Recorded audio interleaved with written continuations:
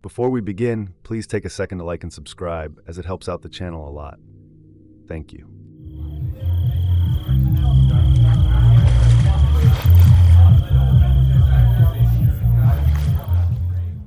This happened in the summer of 2018, right after junior year ended. I was 17 at the time. Like most teenagers, all that really mattered to me was girls, music, and not being home. That summer had this kind of endless, dreamlike vibe. Long days, warm nights, and nothing to do but hang out with friends and pretend adulthood wasn't breathing down our necks.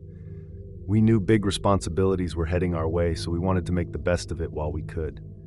My friend Evan had the kind of house we all low-key envied. 2 stories, big yard, massive patio, and the best of all, a big pool. Not just one of those circular above-ground ones either. It was in-ground, deep end, and everything, with lights that changed color underwater and a small stone waterfall. He was from a decently wealthy family, let's put it that way. Evan's parents were going out of town for their anniversary, and instead of leaving him with a babysitter or making him stay at his aunt's house like usual, they trusted him. Looking back at it now, it was a big mistake. The party had been planned for weeks.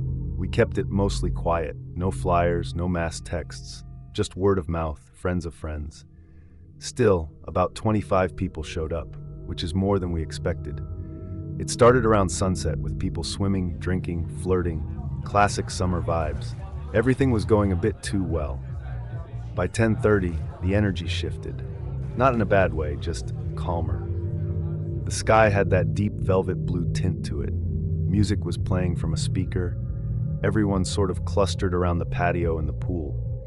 People had broken into little groups, some in the water, some smoking behind the garage, some hooking up in the basement. I was sitting near the edge of the pool with this girl I liked, Jenna, just talking and trying to build up the nerve to make a move. While I was talking to her, I noticed something. There was a guy standing outside the backyard fence, about 30 feet from us, behind the wooden slats, near the corner where the yard met the trees. The fence was 6 feet tall, but this section had small gaps between the boards. Through them I could see someone, tall, wearing a black hoodie, just standing there facing us. He wasn't part of the party. I was sure of it. I tapped Jenna and pointed, and she squinted toward the fence. She saw him too. She got concerned and asked in a shaky tone if he was watching us. I didn't want to come across as scared, so I told her everything is fine and that it's probably just some neighbor. The guy didn't move, just leaned against the fence with one arm. He had his hood up, which covered most of his facial features. I figured maybe it was someone trying to crash the party, or just some random perv hoping to see someone skinny dipping. I told Evan. He walked over to the edge of the yard and shouted at the guy to keep it moving. No answer. The guy turned and walked slowly along the fence, dragging one hand along the wood as he went. He didn't say anything, just strolled along until he vanished behind the trees near the back corner of the yard. At that point, we were more confused than scared. It was late. We were teens. The alcohol dulled the seriousness of it. A few people laughed it off, saying maybe it was just a bored neighbor or someone who thought it was another house. But looking back, I knew something was off. That dude wasn't drunk, wasn't lost. He knew what he was doing. About 15 minutes later, someone realized the side gate was wide open. That part still freaks me out because it had been closed all night. Evan made a point to shut it when the first wave of people arrived. There was a heavy latch on it, and it made a loud creak when you opened it. But no one heard a thing. We started getting paranoid. People began checking their phones, wallets, purses, and that's when it hit us. Stuff was missing. Not a ton of stuff, but enough to notice. One girl said her purse was gone. Another guy swore he left his phone on the table near the grill, and now it was nowhere to be found. The problem was, everyone was drunk, so we couldn't tell if people had actually lost things or just forgotten where they put them. Evan thought someone inside the party was taking stuff. He even accused one of his cousin's friends. Things got heated really fast.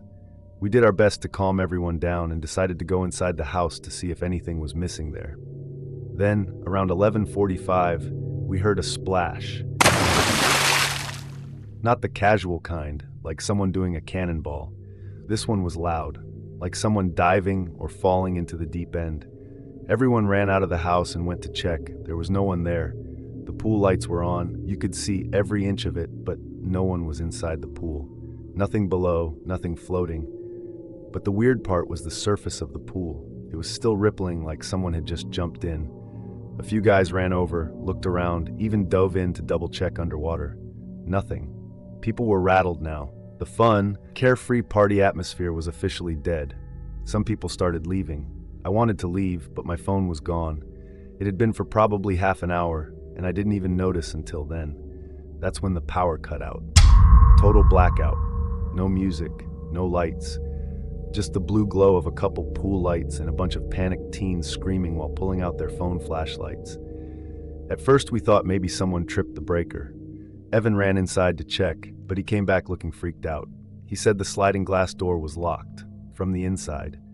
That made no sense. We had all been in and out of the house the whole evening. No one remembered locking it, and Evan swore he left it open. Then he said the key his parents kept under the mat was gone. We all gathered near the patio, confused and getting seriously scared now. Then Jenna, the same girl I was sitting with earlier, let out this soft, "Oh my God," and pointed toward the pool. There, standing ankle-deep in the water at the far end, was a man. Black hoodie, jeans, head tilted downward. His face was hidden, but you could see his hands, pale, wet. He was breathing hard, chest rising and falling like he'd just run a mile. No one said a word. It felt like time stopped. Evan took a step forward and yelled at him to leave. But the guy didn't respond. He just turned, slowly, then took off, sprinting toward the back fence. He cleared it in one fluid motion. Gone. We called the cops. They arrived 10 minutes later. Evan had called from someone else's phone because his was lost somewhere. The cops searched the yard and found a few disturbing things. A bolt cutter hidden behind a bush, a small black backpack stashed under a chair full of phones, wallets, and a knife. A second pair of shoes, soaking wet, left near the trees. Worse, they said the back door of the house had muddy footprints leading inside. Not ours. Meaning, at some point during the party, while we were drinking, swimming, laughing, he had been inside the house. We gave the best description we could, but they never found him. No fingerprints, no ID, just the backpack, the shoes, and a vague description of what he looked like. The thing that scares me the most is that he's still somewhere out there. We still don't know what his intentions were or what he wanted from us. That was the last pool party I ever went to.